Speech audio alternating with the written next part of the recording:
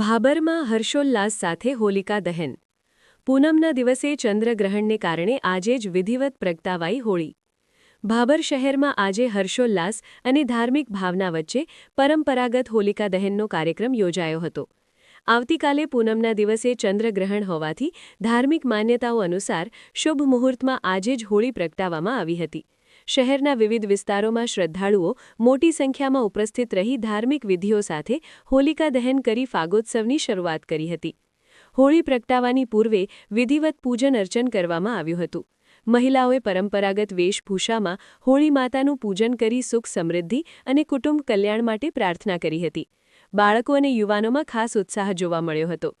હોળી પ્રગટતા જ લોકો દ્વારા હોલી હૈ ના જય ઘોષ સાથે પરંપરાગત ફેરા ફરવામાં આવ્યા હતા અને નાળિયેર, ખજૂર તથા ધાણી અર્પણ કરવામાં આવી હતી.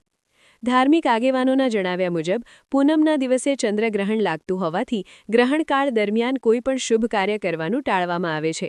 તેથી શાસ્ત્રોક્ત નિયમો અનુસાર ગ્રહણ પહેલાંના શુભ સમયગાળામાં આજે હોલિકા દહન કરવામાં આવ્યું હતું. આ નિર્ણયને શહેરજનો દ્વારા સમર્થન મળ્યું હતું અને સૌએ ઉત્સાહપૂર્વક ભાગ લીધો હતો. શહેરના આઝાદ ચોક, ભાબર જૂના બસ સ્ટેન્ડ સહિતના વિસ્તારો તેમજ રહેણાંક સોસાયટીઓમાં હોળી પ્રગટાવવામાં આવી હતી. ભક્તિગીતો, ઢોલ નગારાના તાલ સાથે લોકો પરંપરાગત લોકરીતિઓ નિભાવતા જોવા મળ્યા હતા. હોલિકા દહન પ્રસંગે સમાજના આગેવાનો અને નગરજનો એકત્ર થયા હતા અને પરસ્પર શુભેચ્છાઓ પાઠવી હતી. તહેવારને ધ્યાનમાં રાખીને ભાબર પોલીસ દ્વારા શાંતિ અને સલામતી જળવાય તે માટે જરૂરી વ્યવસ્થા પણ કરવામાં આવી હતી. આ રીતે ભાબરમાં હર્ષ અને આસ્થાના માહોલ વચ્ચે હોલિકા દહન સંપન્ન થયું હતું. જ્યારે હવે બુધવારે રંગોત્સવનો તહેવાર ધૂળેટી શહેરમાં પરંપરાગત રીતે અને ઉત્સાહભેર ઉજવવામાં આવશે, જેમાં લોકો રંગ ગુલાલથી પરસ્પર અભિનંદન પાઠવી તહેવારની ઉજવણી કરશે.